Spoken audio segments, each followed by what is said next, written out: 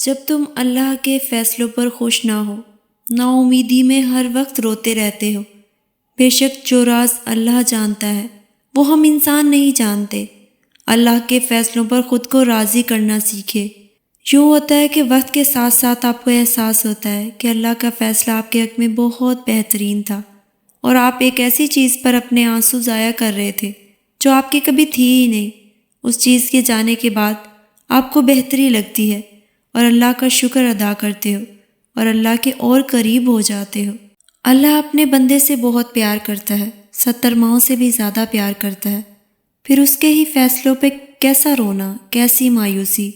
اللہ کبھی کبھی انسان کو مایوس نہیں کرتا، وہ اگر امید کا ایک دروازہ بند کرتا ہے اس کے بدلے میں 10 دروازے اور کھول دیتا ہے، لیکن ان دروازوں کو دیکھ وہی سکتا ہے جو یقین کرتا ہے۔ اور جانتے ہو یقین کیا ہے؟ تبھی آگے بڑھنا جب زندگی تھکا دے، تب مسکرانا جب مسکرانے کی کوئی وجہ نہ ملے، اور کہنا تو راضی تو میں بھی راضی، اس چیز کے لیے ہاتھ اٹھانا اور یہ کہنا جس کا ملنا ممکن ہو۔ یہ یقین کی وہ کیفیت ہے جب انسان کا دل چیخ چیخ کر کہتا ہے میرا رب ہر چیز پہ قادر ہے۔ جب انسان یہ یقین کر لیتا ہے تو کیسے ہو سکتا ہے پھر وہ 2 جہانوں کا بادشاہ اسے اپنے طاقت کے جلووں سے محروم رکھے؟ پھر تو میرا رب کہتا ہے تو نے یقین رکھا ہے تو پھر دیکھ میں کہاں کہاں سے کیسے کیسے اپنا اسباب پیدا کرتا ہوں، وہ وہاں سے وسیلے بھیجتا ہے۔ انسان دیکھتا رہ جاتا ہے اور اپنی محبت کی قید میں رکھ لیتا ہے، بس پھر ہر محرومی سے وہ انسان کو آزاد کر دیتا ہے۔ وہ اپنی محبت کی قید میں رکھ لیتا ہے، جس کو وہ اپنی محبت کی قید میں رکھ لے اس کے مقدر کی تو کیا ہی بات ہے۔ جب وہ معجزے کرنے پر آتا ہے تو مجال ہے کسی چیز کی کہ وہ رکاوٹ بنے؟ میرا رب تاک راتوں میں جلتا ہوا وہ چراغ ہے جس کے نور سے دونوں جہاں مہکتے ہیں۔ ایک بات یاد رکھیے گا، اللہ ہمیشہ لوگوں کو آپ کے سامنے ظاہر کرے گا۔ اس سے کوئی فرق نہیں پڑتا کہ وہ خود کو کتنی اچھی طرح سے چھپاتے ہیں، اس سے کوئی فرق نہیں پڑتا کہ وہ کتنی کوشش کرتے ہیں، وہ اپنی اصلی توجہ پر پردہ ڈالتے ہیں۔ اللہ سب جاننے والا ہے، وہ ہمیشہ آپ کے سامنے ان کے ارادوں کو ظاہر کرے گا۔ جب آپ کسی مشکل وقت یا کسی صورتحال سے گزر رہے ہوں تو اللہ آپ کو ہمیشہ لوگوں کے اصلی چہرے دکھائے گا۔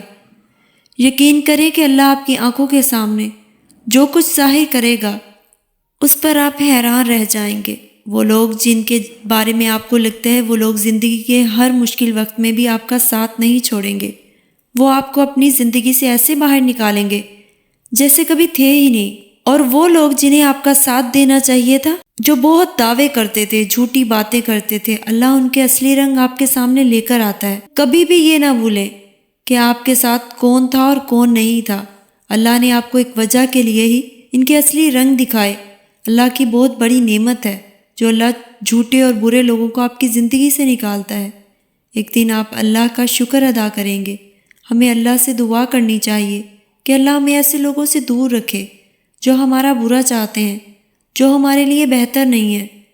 زندگی کوئی چانس نہیں ہے جو آپ کو اتفاق سے ملتے ہیں، یہ چاہت ہے جسے تخلیق کیا گیا ہے۔ آپ رب کی چاہت میں زندگی کو نا امیدی، مایوسی کے ہاتھوں برباد نہ کریں، خود کو بدلنے کی کوشش کریں۔ اگر آپ نے ایک لمحے کی مردہ دلی کو زندہ دلی میں بدل دیا تو فتح یابی ہے۔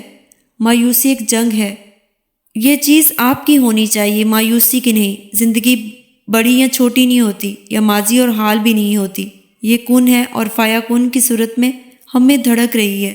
زندگی میں کوئی کام کریں یا نہ کریں، لیکن زندگی کو بیکار اور فضول سمجھنے کا کام بھی نہ کریں۔ خوشی کو کسی بھی چیز سے منسلک نہ کریں، خوشی کو اندر سے محسوس کریں۔ خوشی پیسے میں بھی نہیں ہے، کامیابی میں بھی نہیں ملے گی، اور نہ دولت مند لوگ سب سے زیادہ خوشباش ہوتے ہیں۔ زندگی میں مشکل کو موت سے تعبیر نہ کریں، ورنہ تکلیف میں مبتلا بچے کبھی نہ مسکراتے، بلکہ اسے اللہ کے کن کی نشانی سمجھیں۔ جب بچہ صحت مند ہوتا ہے وہ کھیلتا کودتا ہے، جب بیمار ہوتا ہے صرف ماں کی قربت چاہتا ہے۔